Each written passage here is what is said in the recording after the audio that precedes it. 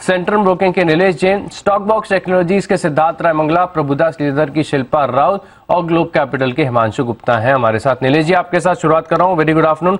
कैसे देख रहे हैं? मार्केट तो बहुत चौपी हो गया, सीमित रेंज है, शुरुआती जितनी भी बढ़ती सब गायब हो चुकी है। क्या ये जो डिप मिली है इसको यूज करें लॉन्ग पोजिशन बनाने के लिए, यहाँ से शॉर्ट बनाएंगे?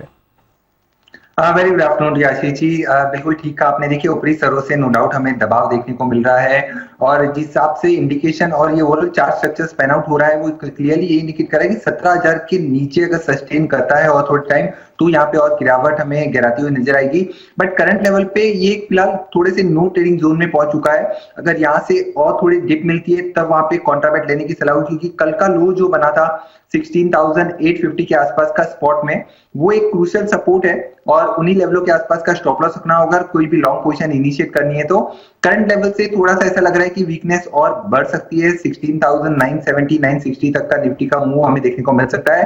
अगर वैसा होता है उसके बाद हमारी खरीदारी की सलाह होगी। तो एक कंडीशनल बाय होगा 16,950 के आसपास का होगा। 16,850 के स्टॉप लॉस से सिर्फ और सिर्फ एक पुल बैक हम एक्सपेक्ट करके चल सकते हैं। 17,100 से 17,150 तक का पुल बैक हमें देखने को मिल सकता है। ओवरऑल देखिए, मेजर स्ट्रक्चर जो है वो नो डाउट खराब हो चुका है। सारे short term and long term moving averages के नीचे निफ्टी ट्रेड होता हुआ नजर आ रहा है। कल के सेशन में इनफैक्ट 17,000 में पुट राइटर्स काफी एक्टिव थे, वहां पे भी थोड़ी बहुत अनवाइंडिंग हमें देखने को मिल रही है। तो क्रूशियल होगा आज की क्लोजिंग अगर 17,000 के ऊपर की होनी चाहिए, उसके बाद ही हमें पॉजिटिव एक्शन देखने को मिलेगा। फिलहाल यहाँ से इमीडिएट बेसिस पे थोड़ा सा डिप जरूर देखने को मिल सकता है, उसी के बाद खरीदारी करने की सलाह होगी।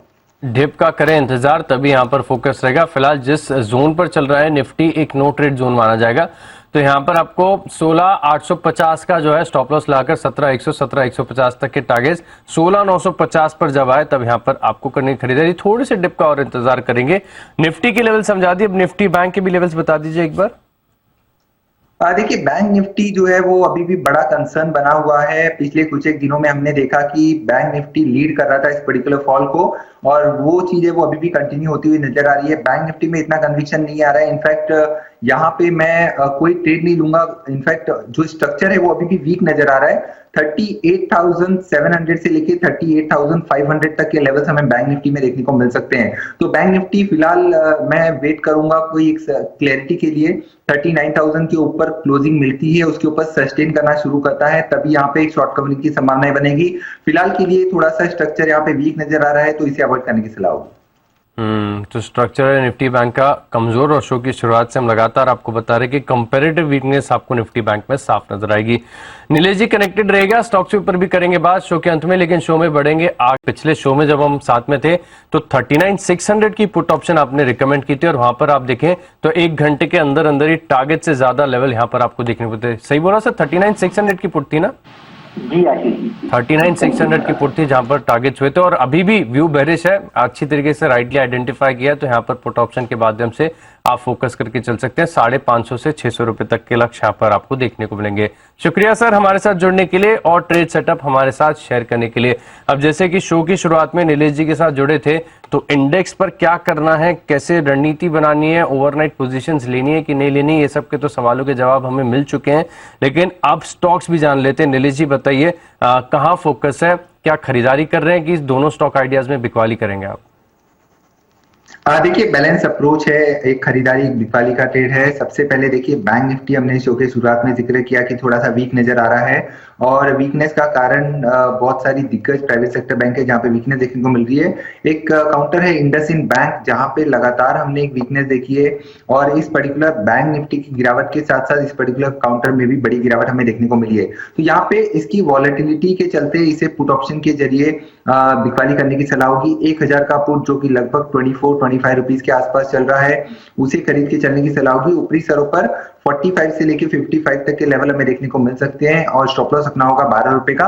इंडसइंड बैंक लगातार ऊपरी स्तरों से lower top and low bottom formation बना रहा है और स्ट्रक्चर यहाँ पे काफी वीक नजर आ रहा है। तो कोई भी पुल बैक मिलता है वहां पे हमें बिकवाली हावी होती नजर आ सकती है। और जो खरीदारी करना है वो है सीमेंट स्पेस से अल्ट्राटेक सीमेंट इस पर्टिकुलर काउंटर में। यहाँ पे एक कंसोलिडेशन के बाद में छोटे टाइम फ्रेम पे ब्रेकआउट हमें देखने को मिल रहा है। 7360 7400 का मूव हमें यहाँ पे देखने को मिल सकता है। स्टॉप लॉस रखना होगा 7120 का। बिल्कुल, तो दो ट्रेडिंग आइडियाज है जहां पर आपको रखना है फोकस और बैलेंस्ड अप्रोच है। बैंक्स में आज वीकनेस आपको काफी ज्यादा नजर आ रही है और पिछले 2 दिनों से वीकनेस दिखा भी रहा है।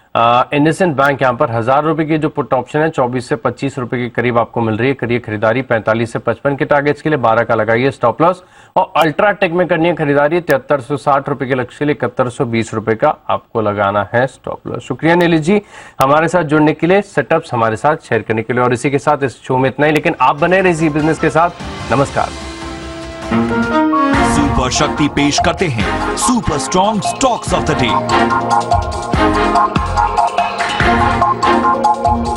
सुपर शक्ति टीएमटी देता है सीमेंट के साथ मजबूत पकड़। वर्ल्ड के लेटेस्ट टेक्नोलॉजी से बना सुपर शक्ति टीएमटी।